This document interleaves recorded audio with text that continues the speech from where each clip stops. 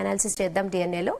Yes Bharat, so మళ్ళీ జాతిపిత మీరు వైరల్ చేసిన ఈ టాపిక్ మళ్ళీ వైరల్ అవబోతుందేమో. అంటే నేను కాదు, రేవంత్ రెడ్డి మాట్లాడారు ఎవరికి రాను జాతిపిత అని. సో ఒకసారి కేటీఆర్ ఏమన్నారో విందాం. సార్ కేటీఆర్ ఏమంటున్నారో ఒకసారి ప్లే చేయండి. ఏ జాతికి నువ్వు జాతిపిత, ఏ జాతి అని మాట్లాడుతున్నారు. వాడికి నేను చెప్తా ఉన్నా, ఏ జాతి అని అవాకులు చెవాకులు పేలుతున్నా అల్పుడికి అల్పులకు చెప్తా ఉన్నా. రాజ్యతంత్రం నడిపిన రాణి రుద్రమ్మ జాతి మాది. జల్ జంగల్ జమీన్ అని కొట్లాడిన కొమురం భీముడి జాతి మాది. సమ్మక్క సారలమ్మల జాతి మాది. సర్వాయి పాపన్న జాతి మాది. దొడ్డి కొమురయ్య జాతి మాది. వీరనారి సాకలి ఐలమ్మ జాతి మాది. ప్రాంతం వాడు మోసం చేస్తే ప్రాంతంలోనే ఉప్పు పాతర వేస్తామన్న కాలోజీ జాతి మాది.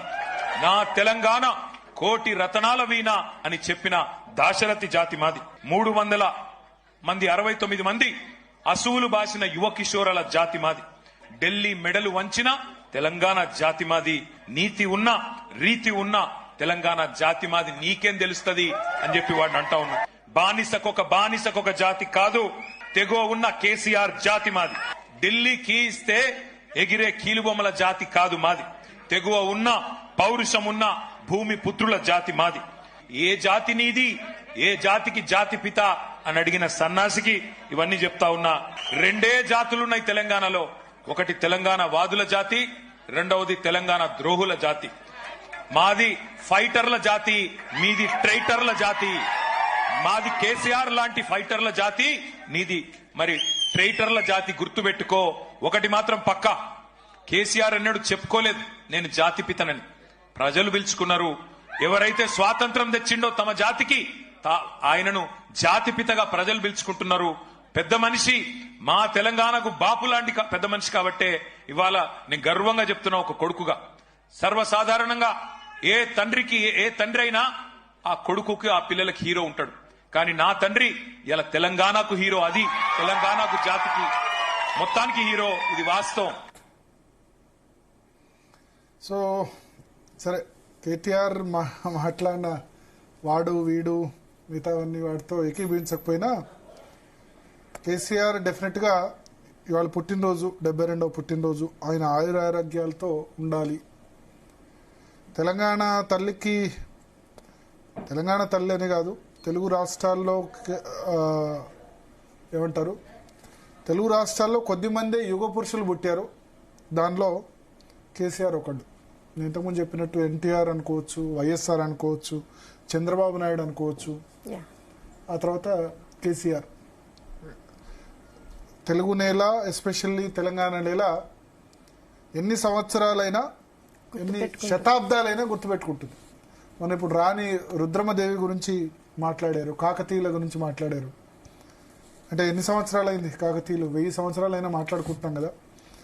ఇంకా 1,00,000 సంవత్సరాలైనా కేసీఆర్ గురించి మాట్లాడుకోని కంపల్షన్ ఆయన క్రియేట్ చేశారు. ఎందుకంటే తెలంగాణ అన్న ఒక ప్రత్యేక రాష్ట్రాన్ని 1969 నుంచి ఉద్యమం జరుగుతుంది. 1956 నుంచే ప్రత్యేక రాష్ట్రం కావాలంటుందాన్ని అసాధ్యం అవుతుందా, ఇది అవుతుందా కాదా అన్నది ఆయన మాటల్లోనే ఒక చెప్పాలంటే ఒక బక్కపల్చని వ్యక్తి మొత్తం భారత రాజకీయ చరిత్రలో ఉన్న అన్ని రాజకీయ పార్టీలు పొలిటికల్ ప్రాసెస్ 1969లో ఉద్యమం జరగలేదా అంటే ఆ సాక్రిఫైస్ మనం తక్కువ చేయలేం. 300 మందిని కాల్చి చంపారు కదా అప్పుడున్న ప్రభుత్వం, విద్యార్థులు చనిపోయారు కదా. సో మలి దశ తెలంగాణ ఉద్యమం అంటే 1971లో 14కు 11 మంది ఎంపీలు గెలిచారు తెలంగాణ ప్రజాసమితి. అయినా రాలేదు. సో ఎంపీలు, 2 ఎంపీలతో తెలంగాణ సాధించారు. ఇప్పుడు 2009లో కేసీఆర్, అంతకుముందు 2004లోనేమో ఫస్ట్ టైం 6 ఎంపీలు వచ్చాయి. కానీ 2009లో 2 ఎంపీలతోనే తెలంగాణ సాధించారు. 1969లో ఉద్యమం జరిగిన తర్వాత, జయాంధ్ర ఉద్యమం తర్వాత, ఇందిరాగాంధీ ఉన్నప్పుడు 1971లో తెలంగాణ ప్రజాసమితి 14 స్థానాలకు 11 స్థానాలు తెలంగాణలో గెలుచుకుంది, మెంబర్ ఆఫ్ పార్లమెంట్. కానీ ఇందిరాగాంధీకి అప్పుడు అవసరం పడలా, అయినా ఇవ్వలేదు ఇందిరాగాంధీ తెలంగాణ. జై తెలంగాణ కాదు, జై ఆంధ్ర అని కూడా అక్కడ కూడా మాకు మా రాష్ట్రం కావాలన్నప్పుడు కూడా సాధ్యం కాలే. సో అటువంటి అసాధ్యం అనుకున్న దాన్ని సుసాధ్యం చేసి చూపించారు భారతదేశంలో అన్ని రాజకీయ పార్టీలు. అన్ని రాజకీయ పార్టీలు కేసీఆర్ ట్రాప్ లో పడ్డాయి, ఇంక్లూడింగ్ తెలుగుదేశం పార్టీ. అంతే కదా, December 9th స్టేట్మెంట్ వరకు అన్ని రాజకీయ పార్టీలు మేము తెలంగాణకు అడ్డు కాదు నిలువు కాదని చెప్పే కదా. రాజశేఖర్ రెడ్డి చనిపోయిన సందర్భాన్ని యూజ్ చేసుకొని September 2న రాజశేఖర్ రెడ్డి చనిపోయినాడు 2009.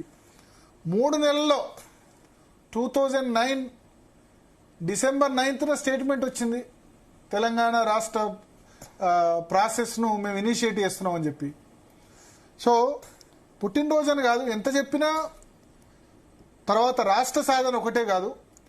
అంటే చాణక్య నీతి అంటే ఆయనకంటూ ఒక ఏమంటారు భావజాల వ్యాప్తిని, తెలంగాణ భావజాల వ్యాప్తిని ఒక మాట ఏంటంటే కన్విన్స్ చేశారు. ఆంధ్ర సంబంధించి మేము బొంత పురుగునైనా ముద్దు పెట్టుకుంటాం తెలంగాణ వాళ్ళని, కాలికి ముళ్ళు గుచ్చితే పంటితో తీస్తాం ఆంధ్ర వాళ్ళకి ఏమైనా ఇబ్బంది ఎదురవుతాయి, ఇక్కడ ఉన్న వాళ్ళకి మేము ఇక్కడ ఏమంటారు పెట్టుబడిదారులకు వ్యతిరేకం కానీ పొట్టకూటి కోసం వచ్చిన వాళ్ళ కోసం వ్యతిరేకం కాదు. అవన్నీ నిజమే చూపించారు కదా. పొట్టకూటి కోసం వచ్చిన వాళ్ళకి ఏమైనా ఇబ్బంది ఎదురైందా? కాలే కదా. ఆంధ్రప్రదేశ్ సంబంధించి వచ్చిన సోదరులకు ఎవరికి ఇబ్బంది కాకుండా చూసుకున్నారు కదా. హైదరాబాద్లో అందరు సేఫ్గా సెక్యూర్గా ఉన్నారు కదా. ఈవెన్ మద్రాస్ రాష్ట్రం పొట్టి శ్రీరాములు నిరాహార దీక్ష చేసినప్పుడు కూడా చాలా దాడులు జరిగాయి అక్కడ ఉన్న తెలుగు వాళ్ళ మీద, బట్ అది జరగకుండా కూడా చూసుకున్నారు కదా. సో ఇవన్నీ మాటలు కామన్ మ్యాన్ కూడా జరివేశారు. అదే భావజాల వ్యాప్తి. పంటి కాలికి ముళ్ళు గుచ్చితే ఇంకా హ్యాపీగా ఉన్నారు ఎక్కువ. సో ఎవరినైతే తిట్టారో అప్పటి వరకు వాళ్ళతో ఓట్లు వేయించుకున్నారు కదా. 2018-23లో ఇన్ఫాక్ట్ చంద్రబాబు నాయుడు కాంగ్రెస్ కలిసిన సెటిలర్స్ ఓటెడ్ ఫర్ బీఆర్ఎస్.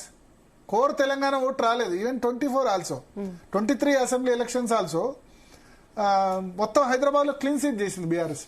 ఎవరైతే అంటే తిట్టిన వాళ్ళను కూడా మళ్ళీ తనకు సపోర్ట్ చేయించుకోవడం అనే ఆ చాణక్యం ఇంకా రాదు, వేరే వాళ్ళకి అటువంటి చాణక్యం రాదు. ఒకసారి శత్రువు అయిపోతే ఇంకా ఆ శత్రుత్వాన్ని పెంచుకుంటారు. బట్ శత్రువుల్ని కూడా మిత్రులు ఎలా చేసుకోవాలో రాజకీయ చాణక్యం.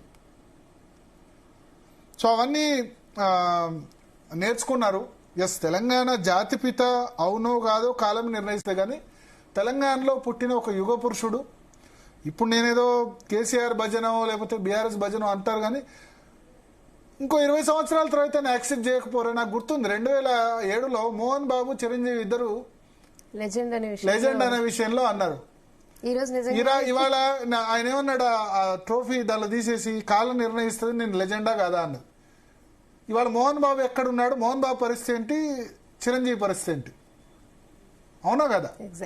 ఆయన లెజెండా అన్న విషయంలో గొడవ జరిగినప్పుడు ఇవాళ చిరంజీవి లెజెండా అని అందరూ ఒప్పుకుంటున్నారు ఇవాళ. సో ఇంకో 20 సంవత్సరాల తర్వాత అయినా ఇప్పుడున్న రాజకీయ పార్టీలే కేసీఆర్ ఆశయాలు మాట్లాడతాయి. ఆయన తప్పులు చేయలేదా అంటే తప్పులు చేశారు, రాజకీయాల్లో చాలా తప్పులు చేశారు. నాట్ ఓన్లీ ఉద్యమ సమయం, ఒక రాజకీయ నాయకుడిగా ముఖ్యమంత్రి అయిన తర్వాత కూడా వెల్ఫేర్ డెవలప్మెంట్ అంటే ఎట్లా అన్నది చూపించారు. చాలా ఫాస్ట్గా ఎట్లా గవర్నెన్స్ని ప్రజల్లోకి చేర్చొచ్చు. రైతు బంధు లాంటి ఆలోచన ఎవరికి రాదు. సరే నేను ఫ్రీబీస్ ఉచితాలకు వ్యతిరేకం కానీ రైతు బంధు వల్ల ఎంత ప్రొడక్టివిటీ పెరిగింది. 2014లో తెలంగాణలో ఉన్న వ్యవసాయ భూమి, సాగుకు ఉన్న వ్యవసాయ భూమి ఎంత, ఇప్పుడు ఎంత. ఇప్పుడు తూర్పు ఉభయ గోదావరి జిల్లాల్ని దాటిపోయి వరి ప్రొడక్షను, వరి ఉత్పత్తి కరీంనగర్ నల్గొండలో అయిందంటే దానికి కారణం ఏంది? ఇవన్నీ ఇన్సెంటివ్స్ కాదా? రైతు ఆత్మహత్యలు పూర్తిగా తగ్గిపోయినాయి. మహారాష్ట్ర తర్వాత అత్యధిక ఆత్మహత్యలు ఉమ్మడి ఆంధ్రప్రదేశ్లో ఉండేవి, తెలంగాణలో ఉండేవి. ఇవాళ రైతు ఆత్మహత్యల్లో లాస్ట్ స్థానం ఉందంటే కాదా. ఎందుకంటే మెయిన్గా ఏంటంటే రైతు భూమి రేటు చాలా పెరిగింది. ₹1,00,000 కూడా ఎకరానికి వచ్చేది కాదు. ఇవాళ మీరు తెలంగాణలో ఎక్కడన్నా చూడండి, ఈ మాట నేను అన్నది కాదు, చంద్రబాబు నాయుడు అన్నాడు ఏపీ ఎలక్షన్స్ ముందు. ఆంధ్రప్రదేశ్లో ఎకరం భూమి ఎంత ఉంది, తెలంగాణలో ఎంత భూమి ఉంది వ్యవసాయ భూమి అని. ఎకరం భూమి ఎక్కడ పోండి 20 లక్షలకు తక్కువ లేదు వ్యవసాయ భూమి అయినా. సో రైతుల వ్యవసాయ భూమి ఆ విధంగా రేటు పెరగడం ద్వారా ఇదివరకు ₹2,00,000 ₹3,00,000 అప్పులు ఉన్న వాళ్ళు ఆత్మహత్య చేసుకునేవాళ్ళు రైతులు. సో రైతు బంధు లాంటి కాన్సెప్ట్ పెట్టి పిఎం కిసాన్ ఇవాళ సంవత్సరానికి 6,000 ఇస్తున్నారంటే కాన్సెప్ట్ కేసీఆర్దే కదా. సో ఆయన అంటూ ఒక గొప్ప అడ్మినిస్ట్రేటర్గా ముద్ర వేసుకున్నారు. సరే కొన్ని తప్పులు చేశారు, ఏంటంటే ఫిరాయింపు రాజకీయాలు, డబ్బు రాజకీయాలు, ఇవన్నీ చేసేది లేకుండే. కానీ ఎవరైనా సరే ఇప్పుడు గాంధీని కూడా కొన్ని తప్పులు చేశారంటారు. భగత్ సింగ్, రాజ్గురు, సుఖ్దేవ్ వీళ్ళకు క్షమాభిక్ష పెట్టమని అడగలేదు. సుభాష్ చంద్రబోస్ని వాళ్ళని వేరే మార్గంలో పోతా అంటే ఒప్పుకోలేదు. ఇట్లా చెప్తారు. ప్రతి వ్యక్తిలో తప్పులు ఒప్పులు ఉంటాయి, రెండు ఉంటాయి, పాజిటివ్స్ నెగటివ్స్. కానీ కేసీఆర్ను చరిత్ర గుర్తిస్తుంది. ఇప్పుడు కాకపోయినా 1000 సంవత్సరాల తర్వాత అయినా తెలుగు రాష్ట్రాల్లో, ఎస్పెషల్లో తెలంగాణలో ఒక ఆరాధ్యమైన వ్యక్తిగా ఆయన కీర్తించబడతారు. సరే, ఇప్పుడున్న టెంపరీగా ఇప్పుడున్న వాళ్ళు తిట్టొచ్చు. ఇప్పుడు తిట్టిన వాళ్ళే మీరు చూడండి, రాబోయే రోజుల్లో ఆయన లేనప్పుడు ఇంకో 100 సంవత్సరాల తర్వాత ఆ తర్వాత కీర్తించే పరిస్థితి వస్తుంది ఆ పార్టీలన్నీ కూడా. మనం ఇందిరాగాంధీ గురించి మాట్లాడుకుంటున్నాం, అటల్ బిహారీ వాజ్పేయి గురించి మాట్లాడుతున్నాం. అటల్ బిహారీ వాజ్పేయిని ఇప్పుడు కాంగ్రెస్ వాళ్ళు యాక్సెప్ట్ చేయవచ్చు, కానీ ఆయన ఉన్నప్పుడు యాక్సెప్ట్ చేయలే కదా. సో 72వ పుట్టినరోజు జరుపుకుంటున్నారు. సరే, ఆయన జాతిపిత అవుతారో లేదో కానీ డెఫినెట్గా ఆయన ప్రవేశపెట్టిన వెల్ఫేర్ స్కీమ్స్ అంటే ఆ మోడల్ ఏదైతే ఉందో, రైతుల గురించి ప్రవేశపెట్టిన పథకాలు చాలా ఫాస్ట్గా అడ్మినిస్ట్రేషన్, ఎందుకంటే బ్యూరోక్రటిక్ హర్డీల్ అనేది ఉంటుంది. ఇప్పుడు ఏదన్నా పని చేపడితే కనుక సంవత్సరాల తరబడి తీసుకుంటారు. సాగునీటి ప్రాజెక్టులు అంటే సంవత్సరాలు, కానీ దాన్ని చాలా ఫాస్ట్గా కంప్లీట్ చేశారు. సో ఇటువంటి ఎగ్జాంపుల్స్ ఎన్నో ఉన్నాయి. డెఫినెట్గా కేసీఆర్ గారికి మనస్ఫూర్తిగా 72వ జన్మదిన శుభాకాంక్షలు. ఆయన నిండు నూరేళ్లు ఆయురారోగ్యాలతో వర్ధిల్లాలి. ఆయన ముఖ్యమంత్రి అయినా కాకుండా తెలంగాణ రాష్ట్రానికి ఆయన మార్గనిర్దేశం ఉండాలి. ఏ ప్రభుత్వాలైనా ఆయన మార్గనిర్దేశం తీసుకోవాలి. రాజకీయ పరంగా ఎంత విభేదాలున్నా సరే. రేవంత్ రెడ్డి వాళ్ళు విజ్ చేశారు, ట్వీట్ చేశారు. జగన్మోహన్ రెడ్డి విజ్ చేశారు, చంద్రబాబు నాయుడు విజ్ చేశారు. సో ఎవరు ఏమన్నా ఒప్పుకున్నా ఒప్పుకోకపోయినా జాతిపిత అయినా కాకుండా ఈజ్ ఎ లెజెండ్ అని నేను చెప్తాను. మాట్లాడదాం. శరత్ గారు ఉన్నారు, తర్వాత కత్తి వెంకటస్వామి